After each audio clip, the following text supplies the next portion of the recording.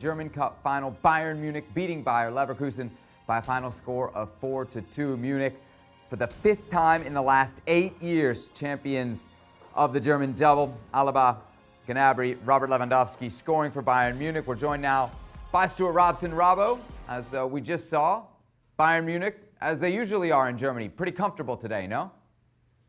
Yeah, it was comfortable in the first half. They played well in the first half. They got their goal fairly early on. Alaba's free kick, a great free kick, but it was somewhat out the blue. I just don't think that Bayer Leverkusen really gave them a problem in the first half. They didn't close down well enough. It was too easy for Bayern to keep possession. They could play out from the back at will.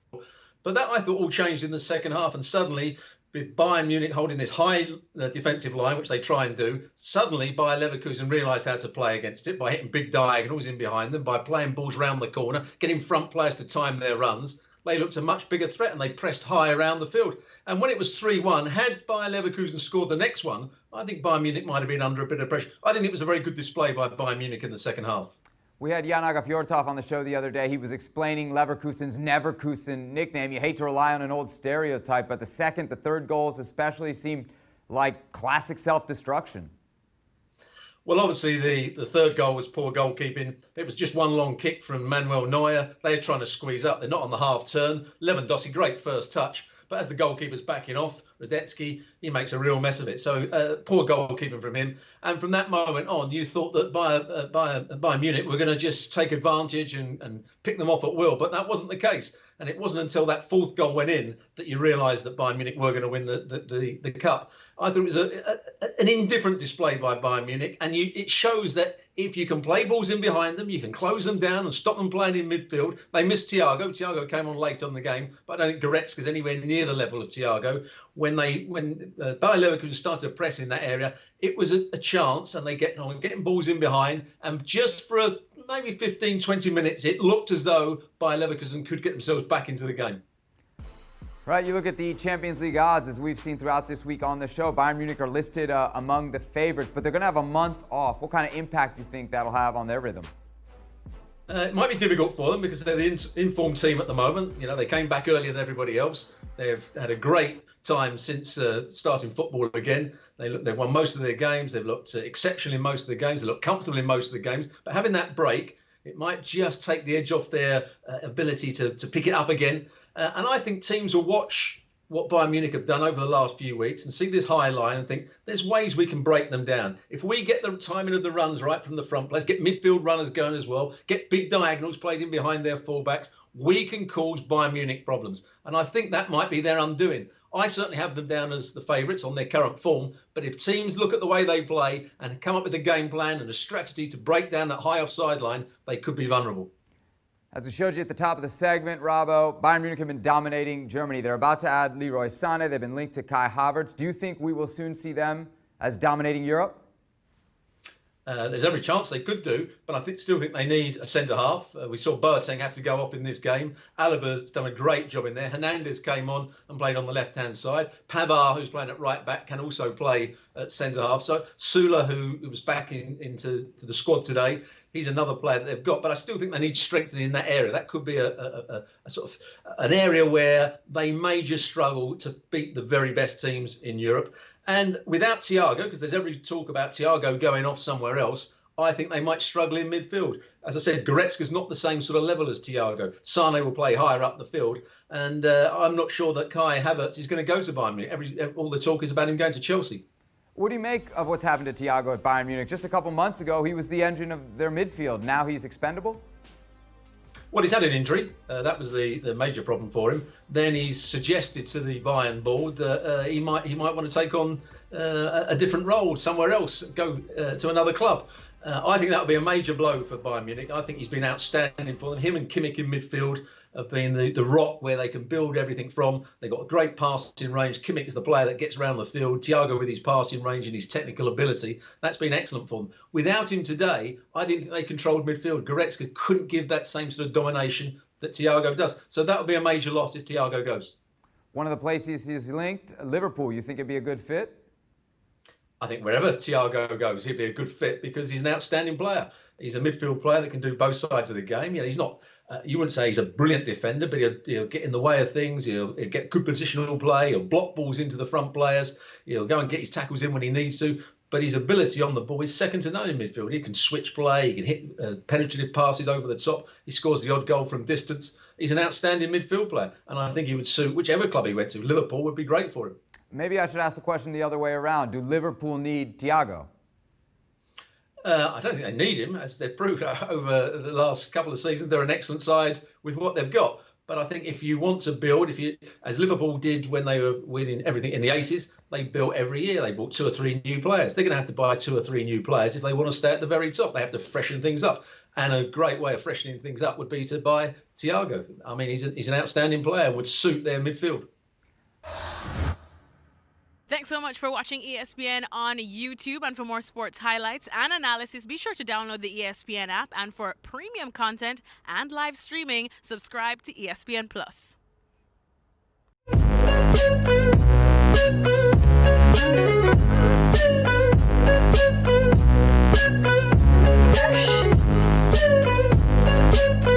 Of the teams. Frank Lampard's fury at that defeat in Sheffield will have been diluted a bit as other results went his way, but plenty of not unexpected changes to the side beaten by the Blades. Kepa Arrizabalaga sees a very different backline in front of him. Marcus Alonso and Antonio Rudiger both recalled, with the Chelsea captain reverting to the right. Ross Barkley and Mason Mount are left out, and Mateo Kovacic is back from injury. Ruben Loftus-Cheek is in as well for his second start since the resumption. Tammy Abraham scored twice against Norwich back in August, but it is Olivier Giroud who returns in what is the 5th change from Bramall Lane. Fikayo Tomori's been missing since the restart. Not tonight, he is back on the bench. As the reality of relegation bites, Daniel Farke makes 4 changes to the side that started their 4-0 defeat to West Ham. No one started more games for Norwich in the league this season than Tim Krul. They go with the same back 4 for the 4th game in a row. The changes come in front. Kenny McLean is back in alongside Alex Tete. He makes his 100th Premier League appearance tonight. Todd Cantwell's back as well after 3 out of the side, along with Lucas Rupp. And no Teemu Pukki in the starting 11 tonight. Swiss international Josip Drmic leads the line. So top scorer Pukki again on the bench with influential Argentinian Emiliano Buendia.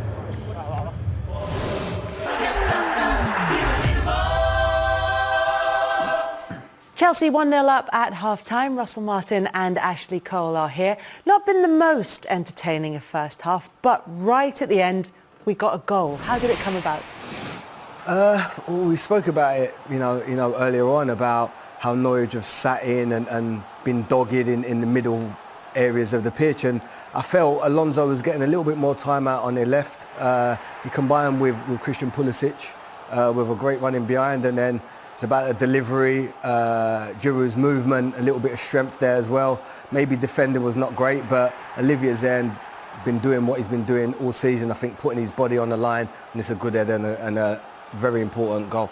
From a Norwich point of view, the defending's been an issue all season. They've conceded more goals than anyone else. Did they get it wrong there? Yeah, I think it's disappointing. I think Tim Close will be disappointed with his defending. I think in the initial phase, we were watching the goal back. I don't think he'd done too badly. I think he was marking, he could see the ball and he could see Giroud. At this point now, when Pulisic checks back, I'd like to see him steal a yard and dictate to Giroud what he wants to do. But at the time he decides that physical contact is going to be made and it becomes a physical battle, as a defender in the centre of your box, you have to win that. There's no doubt about it. Before that, he didn't do anything really wrong. Ben Godfrey maybe could have been a couple of yards deeper. He's maybe a bit too far in front of the near post.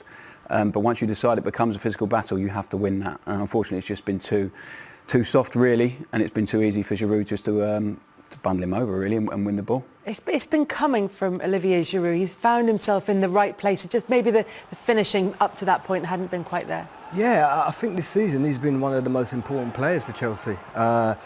He's always giving players options. He's always been that target man. He works the 2 centre-backs with his physicality.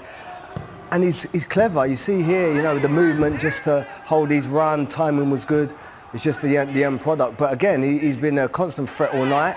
Again, not with too many clear-cut chances, but he's putting himself in positions to score goals, which is what you want. Farke has also made plenty of changes. Let's hear from him and Frank Lampard. They're with Greg Whelan.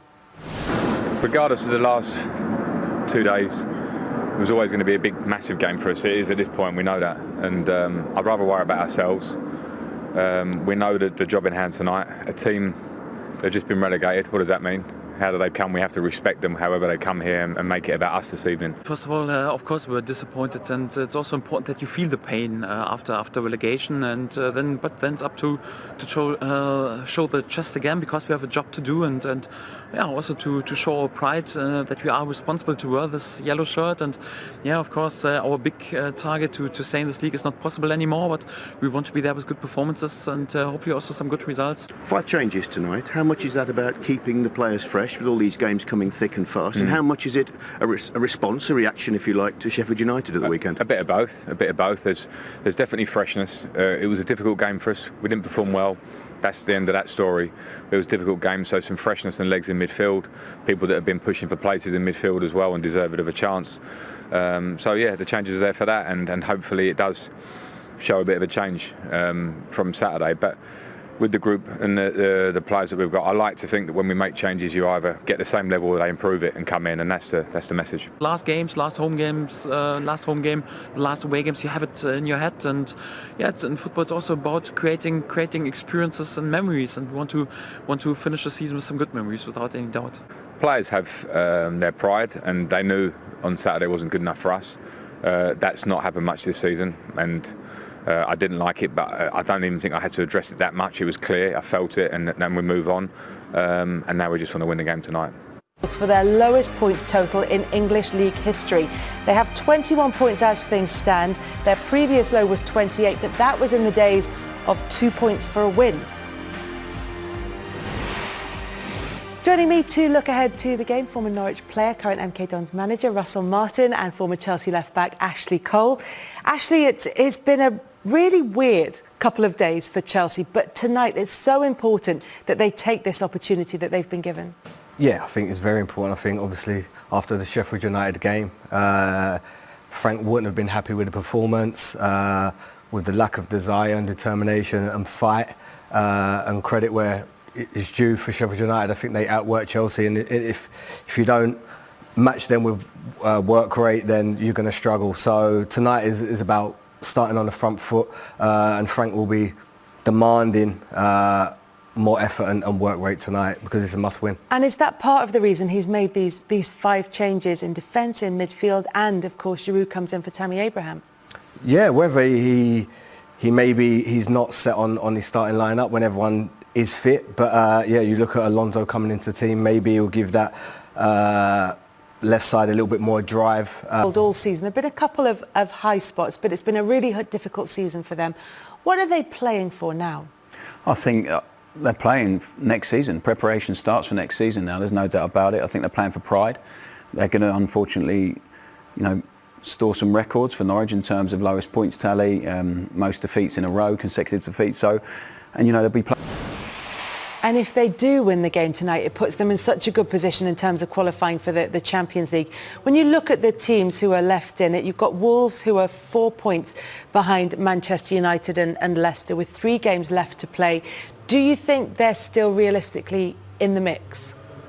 Yeah, of course. I think the way they've been playing, we spoke about it before, the manager gives them confidence and belief going into every game now.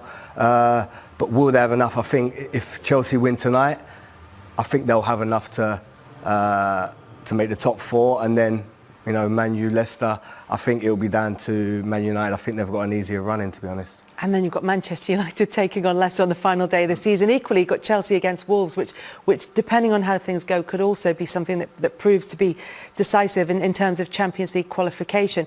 For Norwich, when we talk about the changes that Daniel Farke has made at this stage of the season, what's he looking for those players who are coming in? Is he looking perhaps at players who might be parting ways with the club at the end of the season and looking for replacements already?